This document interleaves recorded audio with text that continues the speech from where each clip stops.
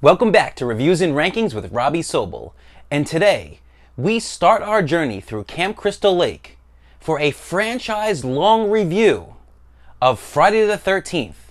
And of course, starting first is the original, back in 1980, Friday the 13th.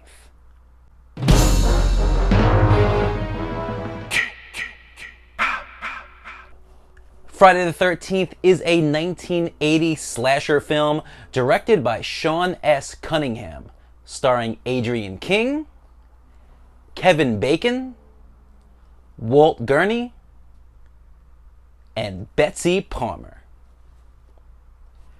Alright guys, welcome back to the channel, and I am incredibly excited to start this journey with you. About a month ago, I was contacted by Brett over at Good Real Hunting to take part in what possibly could be the biggest collaboration of a Friday the 13th franchise review in the history of YouTube. Myself, along with multiple other channels, I'm going to put them all up here. You'll see everybody's face. Links will be in the description as well. What we're going to be doing, each week we're going to drop our own Friday the 13th film review. Each channel is going to have a different take on it. Obviously the opinions are going to be different and the approach is going to be a little bit different. So it's going to be a really unique way to celebrate Friday the 13th. It will culminate with a franchise ranking with all of the channels, and I'm super excited about that. Now, I was kind of pondering how I was going to do this. Was I just going to review the film? But I figured Friday the 13th is incredibly popular, not just with horror fans, but just with movie fans in general. And everyone seems to have a review of it on their channel. So what I'm going to be doing is, instead of breaking down the synopsis and giving an actual review of the movie, I'm just going to talk about each film, my relationship with it, what I liked, what maybe I didn't like, and then after my rating, I'm going to give to you all my coolest kill and my deadliest diva. Because in a slasher film, there are two things that you really are looking forward to. And that's awesome kills and special effects and super hot babes. So you can't really have a 100% perfect review of a Friday the 13th film without focusing on that. So right now I'm 36 years old. I'm about to be 37 in the summer, and my first horror film was back when I was 4 years old in 1988, and it was the original Nightmare on Elm Street. I actually remember having a nightmare about walking around my bedroom when I was only 4 years old, having to get to the light switch to turn the light on, but Freddy's glove was covering it.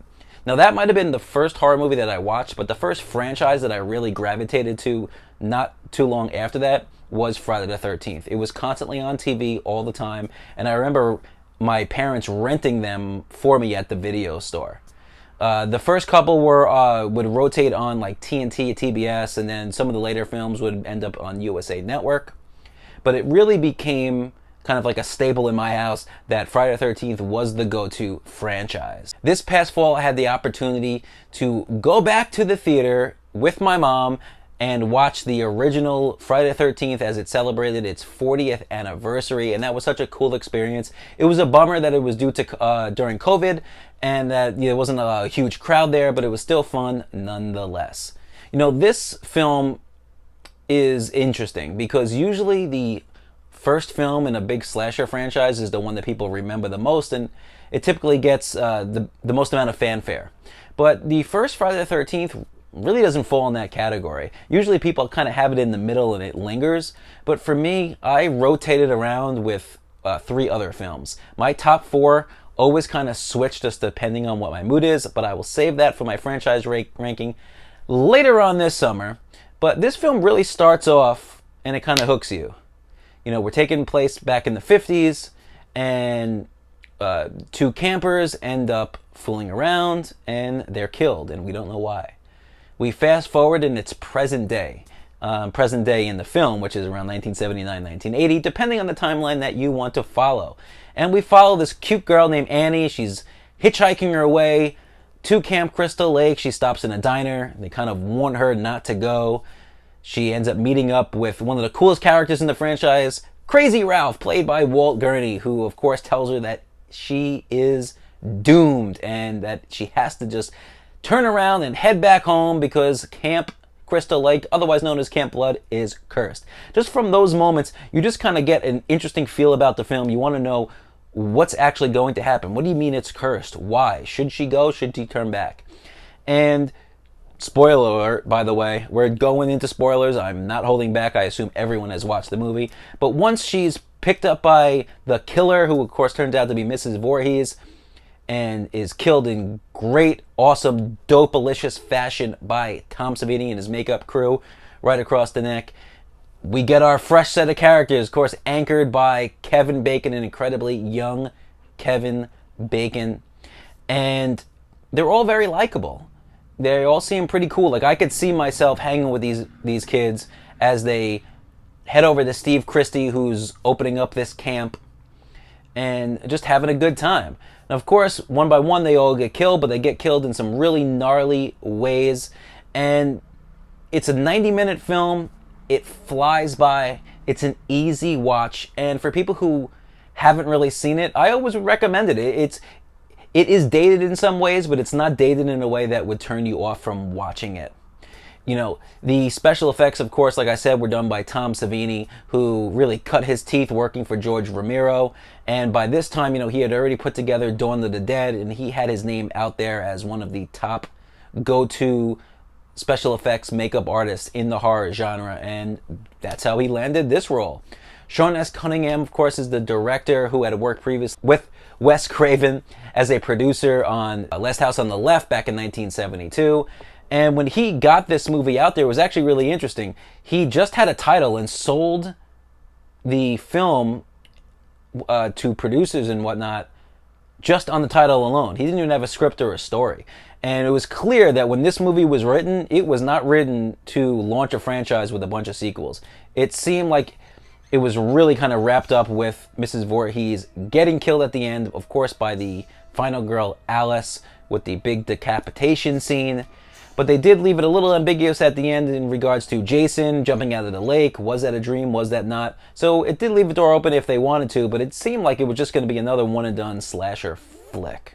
All right, so for my absolute coolest kill in the franchise, I'm going with Kevin Bacon's in the bed while smoking dope through the neck, blood pouring out everywhere. Such a cool kill. Apparently the tubing got a little bit screwed up, so Tom Savini's right-hand man, Tasso, was blowing through the tubing in the blood, which is why the blood was shooting out extra hard and kind of all over the place. It's a happy accident, that's what they call it in the film world, and it seemed to work. That whole scene is really interesting as you see Kevin Bacon, his character Jack, fooling around with Marcy, and after they're done and kind of just chilling, she goes to the bathroom and he gets the Dunzo axe. Alright guys, for my deadliest diva, you know, there's a lot of different ways you can go here, but I gotta be honest with you, Marcy was my babe. I always loved her, and it's not just because she ditched wearing her bra and seemed to be cold constantly, but I just dug her character. She was cool. She had a little bit of a sense of humor, really laid back. I can see myself dating a girl like that. You know, she's a solid 9 out of 10 for me. And it's unfortunate that she bit the dust. If I was around back then, I think I would have tried to nudge Jack out of the way and ease myself in. All right, well, in regards to the overall rating of the original Friday the 13th, the classic, for me, it's not perfect, but it does a lot of things right, and it set the groundwork for the slasher craze that took over the 1980s and dominated not just the box office, but the local video stores. That's it. VHSs were a hot item all through the 80s, and Friday the 13th was one of the main catalysts that got that medium to become so popular. For me, the original Friday the 13th is a 4 out of 5-star rating. If you guys want to dig a little bit deeper on my channel about Friday the 13th, not too long ago, I got my son with me, Little Robbie, who you've seen probably previously in a bunch of other videos. We did what we call our retro trailer reaction review. I show him older horror flicks and their remakes if they have them. I talk about the films and he gives his reactions to those without obviously ever seeing the trailers or the films before. We did it on Friday the 13th and the remake. I'll leave that link in the description below. But what do you guys think of Friday the 13th? Not just the original film, but also the franchise. Leave your thoughts in the comments below. And if you like this video, you can hit like. If you loved it, you can subscribe. And of course, you can visit me on Instagram and Twitter at RankingsRS. So thanks for visiting the channel, guys, and keep watching movies.